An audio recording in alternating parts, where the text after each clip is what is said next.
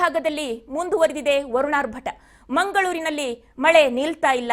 ಅಬ್ಬರದ ಮಳೆ ಭಾರಿ ಪ್ರಮಾಣದಲ್ಲಿ ಅವಾಂತರವೇ ಸೃಷ್ಟಿಯಾಗಿ ಹೋಗಿದೆ.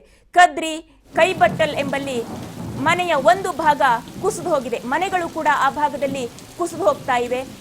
ಉಷಾ ಅಶೋಕ್ ಎಂಬವರಿಗೆ ಸೇರಿದಂತಹ ಮನೆ ಆಗಿತ್ತು. ಅದು ಮನೆಯ ಅಡುಗೆ ಕೋಣೆಯಲ್ಲಿ ಗೋಡೆ ಕುಸಿತ ಸಂಭವಿಸಿದೆ. ಮನೆಯ ಹಲವು ಸಾಮಗ್ರಿಗಳು ಹಾನಿಯಾಗಿವೆ. ಮನೆಯಲ್ಲಿ ಜನರಿದ್ದಂತಹ ವೇಳೆ ಅಡಿಗೆ ಕೋಣೆಯಲ್ಲಿ ಗೋಡೆ ಕುಸಿತ ಆಗಿದೆ. ಆ ಪ್ರಮಾಣದಲ್ಲಿ ಮಳೆ ಬರ್ತಾ ಇದೆ. ಭಾರಿ ಪ್ರಮಾಣದಲ್ಲಿ ಮಳೆ ಸುರಿತಾ ಇರೋದ್ರಿಂದ ಗೋಡೆ ಕುಸಿತ ಉಂಟಾಗಿದೆ. ಮನೆಯ ಅಡುಗೆ ಕೋಣೆಯಲ್ಲೇ ಗೋಡೆ ಕುಸಿತ ಸಂಭವಿಸಿರುವಂಥದ್ದು. ಮನೆಯಲ್ಲಿ ಜನರಿದ್ದ ವೇಳೆಯೇ ಗೋಡೆ ಕುಸಿತ ಉಂಟಾಗಿದೆ.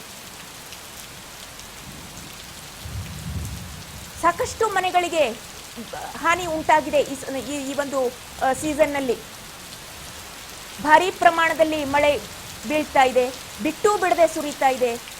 ಹಾಗಾಗಿ ಮನೆಗಳು ಹಾನಿಗೊಳಗಾಗಿವೆ. ಇನ್ನು ಅಡಿಗೆ ಮನೆಯಲ್ಲೇ ಗೋಡೆ ಕುಸಿತ ಆಗಿದೆ. ಆದರೂ ಕೂಡ ಮನೆಯಲ್ಲಿದ್ದ ಜನರು ಪಾರಾಗಿದ್ದಾರೆ, ಪ್ರಾಣಾಪಾಯದಿಂದ ಪಾರಾಗಿದ್ದಾರೆ.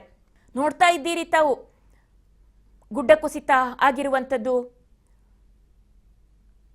ರಸ್ತೆಗಳಿಗೆ ಮಣ್ಣು, ಕಲ್ಲು, ಮರ ಎಲ್ಲ ಬಿದ್ದಿರುವಂಥದ್ದು ಎಲ್ಲವನ್ನು ನೋಡ್ತಾ ಇದ್ದೀರಿ. ಜೊತೆಯಲ್ಲಿ ಗೋಡೆ ಕುಸಿತ ಆಗಿರುವಂಥದ್ದು, ಆ ಮನೆಯ ಗೋಡೆ ಕುಸಿತ.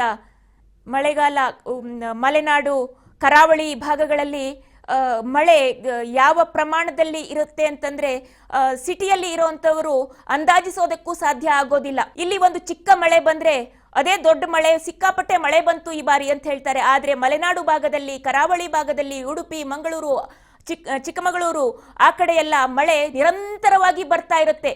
ಮುಂಗಾರು ಪ್ರಾರಂಭ ಆಯಿತು, ಮಾನ್ಸೂನ್ ಶುರುವಾಯಿತು ಅಂದ್ರೆ ಸಾಕು, ಇನ್ನು ಆಗಸ್ಟ್, ಸೆಪ್ಟೆಂಬರ್, ನವೆಂಬರ್ ವರೆಗೂ ನಿರಂತರವಾಗಿ ಮಳೆ ಬರ್ತಾ ಇರುತ್ತೆ.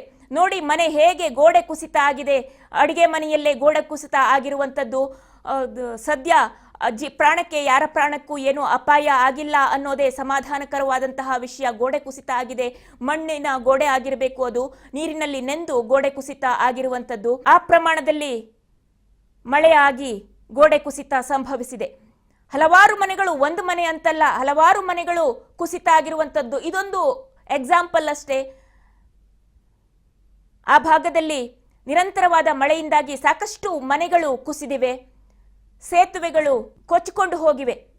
ಇನ್ನು ಬೆಳೆದಂತಹ ಬೆಳೆಗಳು, ಮರಗಳು, ಆ ಭಾಗದಲ್ಲಿ ತೆಂಗು, ಅಡಿಕೆ, ಬಾಳೆ ಈ ರೀತಿಯಾದಂತಹ ಮರಗಳು ಜಾಸ್ತಿ ಇರುತ್ತೆ. ಅಂದ್ರೆ ಬೆಳೆಗಳು ಜಾಸ್ತಿ ಇರುತ್ತೆ. ಅವೆಲ್ಲವೂ ಕೂಡ ನೆಲಕ್ಕುರುಳು ಬಿಡುತ್ತೆ. ಅತಿಯಾದ ಗಾಳಿ, ಮಳೆಯಿಂದಾಗಿ ಸಾಕಷ್ಟು ಹಾನಿ ಆಗುತ್ತೆ ಅವರಿಗೆ.